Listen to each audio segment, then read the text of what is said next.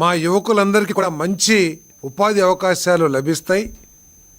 ఉపాధి అవకాశాలు లభించేటట్లు కూటమి ప్రభుత్వం స్కిల్ డెవలప్మెంట్ సెంటర్స్ని కూడా ప్రారంభిస్తుందని చాలా సంతోషకరమైన వాతావరణంలో ఉన్న విషయం అందరూ కూడా తెలుసు.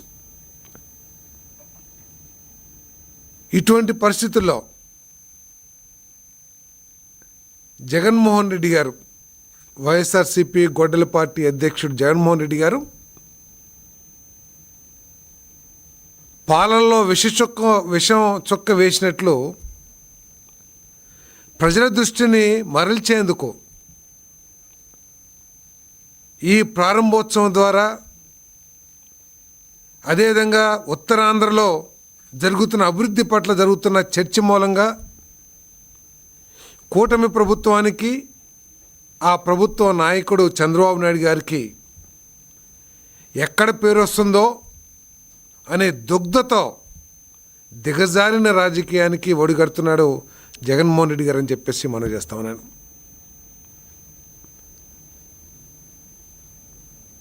ఈరోజు వైఎస్ఆర్ కాంగ్రెస్ పార్టీ, గొడ్డల పార్టీ రాజకీయాలు ఏ విధంగా ఉన్నాయంటే, ఈ గొడ్డల పార్టీలో స్థానం సంపాదించాలన్నా, ఈ గొడ్డల పార్టీలో అవకాశాలు పొందాలన్నా, ఆ పార్టీ అధ్యక్షుడు జగన్మోహన్ రెడ్డి గారి దృష్టిలో పడాలన్నా ఎవరైనా సరే, ఎంత మంచి కుటుంబానికి చెందిన యువకులైనా సరే, గతంలో ఎంత మంచి పేరున్న పెద్ద నాయకులైనా సరే, వాళ్ళు రౌడీయిజాన్ని పోషించాలి, చట్టాలని ఉల్లంఘించాలి, చట్టాలని చేతుల్లోకి తీసుకోవాలి, దౌర్జన్యాలు చేయాలి, ఈ గంజాయి మొక్కల్ని పెంచి పోషించాలి. అటువంటి వ్యక్తులకే ఆ పార్టీలో స్థానం లభిస్తుందని ఒక అభిప్రాయం చిన్న కార్యకర్త నుంచి పెద్ద కార్యకర్త వరకు ఆ పార్టీలో పెరిగిపోతుందని చెప్పేసి మనవి చేస్తా ఉన్నా. నేను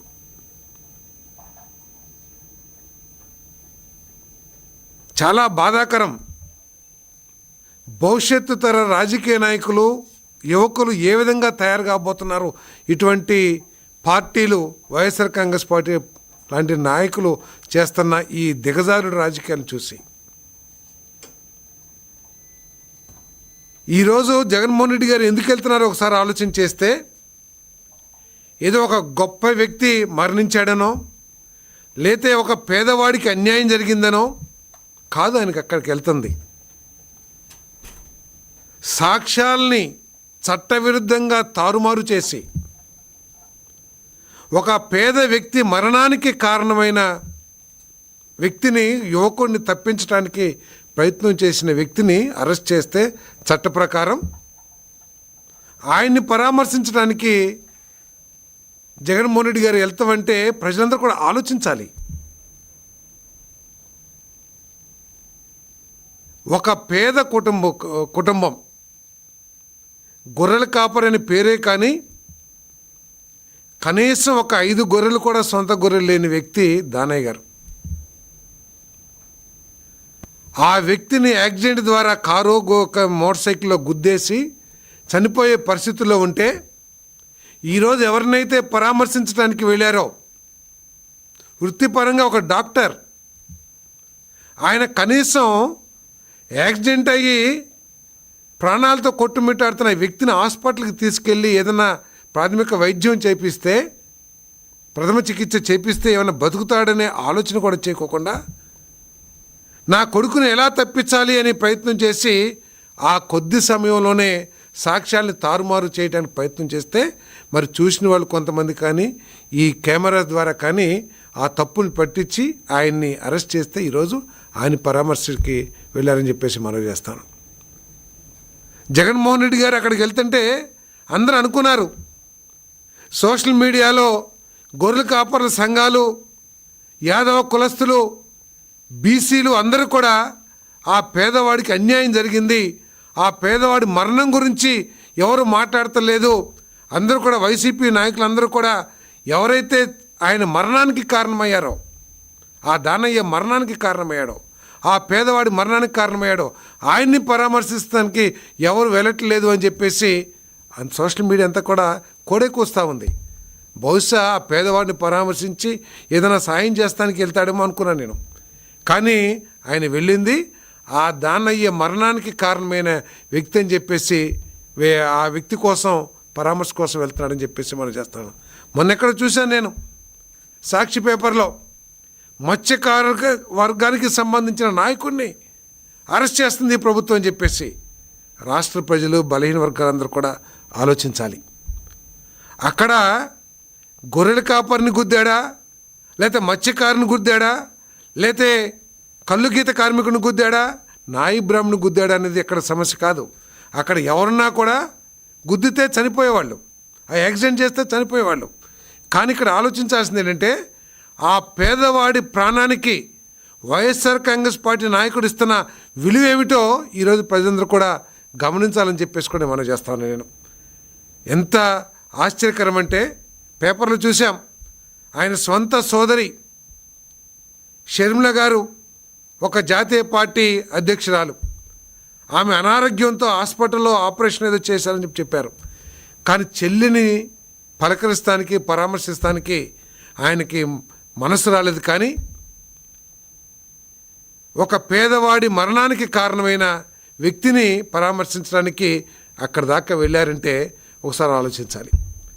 ఈరోజు వెళ్ళటమే కాదు, అక్కడ పరిస్థితి ఏమిటి? ఇంకా 48 గంటల్లో ప్రధానమంత్రి గారు రాబోతా ఉన్నారు అక్కడికి.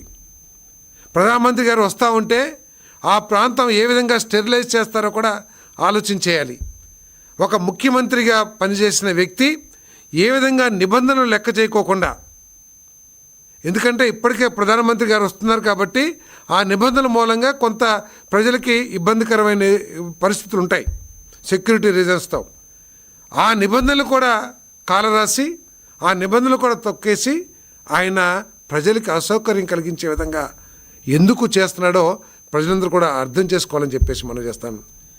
ఎంత ఘోరం అంటే సరే పరామర్శకి వెళ్ళాడో తప్ప ఉప్ప ప్రజలు నిర్ణయిస్తారు. కానీ ఆ కార్యక్రమానికి సెక్యూరిటీ కాపాడటానికి నియమించబడ్డ ఒక మహిళా సర్కిల్ ఇన్స్పెక్టర్ని ఏ విధంగా దారుణంగా ఆ కార్యకర్తలందరూ కూడా, ఇంకా ఈ ఫోటోలో కంటే కూడా టీవీ విజువల్స్లో చూశాను నేను, ఆమె తనని తను రక్షించుకోవటానికి ప్రయత్నం చేస్తున్న చేతులన్నీ కూడా ఆ పిడిగుద్దులకో లేకపోతే వాళ్ళు చేస్తున్న దౌర్జన్యాన్ని తప్పించుకుంటానికి చేతులు ఈ విధంగా నెత్తి పెట్టుకుని వంగి వంగి నడవాల్సిన పరిస్థితి వచ్చింది. జనరల్గా సిఐ దగ్గరలో కానిస్టేబుల్స్ కూడా ఉంటారు. అంటే ఈ నేర ప్రవృత్తికి అలవాలమైన ఈ వైఎస్ఆర్ కాంగ్రెస్ పార్టీలో కానిస్టేబుల్స్ని దూరం చేసేసి ఆ మహిళా సిఐని ఏకాకిని చేసి ఆ మీద ఏ విధంగా దౌర్జన్యం చేస్తున్నారో ఒకసారి ఆలోచించాలని చెప్పేసి మనం చేస్తున్నాం. ఈ విధంగా చట్టాలని తొంగలో తొక్కే పార్టీకి ప్రజాస్వామ్యంలో ఉండే అవకాశం ఉందా అని చెప్పేసి ప్రజలందరూ కూడా ఆలోచించాలని చెప్పేసి కూడా ఈ సందర్భంగా తెలియజేస్తామని నేను. మరి ప్రధానమంత్రి గారు వస్తున్న పరిస్థితుల్లో సరే మామూలు పరిస్థితులను పక్కన పెడితే 48 గంటల్లోనూ మరి ప్రధానమంత్రి గారు ఈ రాష్ట్రానికి రాబోతా ఉన్నారు. ఈయన ఏదైతే దారిలో వెళ్ళారో అక్కడే ప్రధానమంత్రి గారి సభ కూడా పరిసర ప్రాంతాల్లోనే ఉంది. అంటే ఎటువంటి నిబంధనలు ఉంటాయి? హయ్యెస్ట్ సెక్యూరిటీ కలిగించాల్సిన వ్యక్తి ఈ దేశంలో ప్రధానమంత్రి గారు. ఆయన కోసం సెక్యూరిటీ ఉంటే దానికోసం నిబంధనల ప్రకారం 8 వాహనాలకి అనుమతి ఇచ్చింది. ఎక్కడ కూడా కూటమి ప్రభుత్వం రాజకీయ భేషజాలకెల్లా లేదా వాళ్ళు చేసినట్లు ప్రతిపక్షం యొక్క కార్యక్రమాల్ని తొక్కేయాలి అని చెప్పేసి అప్రజాస్వామికంగా ఆలోచించలే ఈ కూటమి ప్రభుత్వం. అయినా కూడా మీరు మీ కార్యక్రమం చేసుకోండి అని చెప్పేసి పర్మిషన్ ఇచ్చింది. ఏ విధంగా ఇచ్చింది? 8 వాహనాలకు అనుమతి ఇచ్చారు. ప్రధాని రాక నేపథ్యంలో ర్యాలీకి అనుమతి ఇవ్వాల. రహదారులను దిగ్బంధించరాదు, మీరు వెళ్ళొచ్చు కానీ ఏ రహదారిని కూడా ఆపకూడదు, అంటే మిగతా ట్రాఫిక్కి అడ్డం కలిగించకూడదు.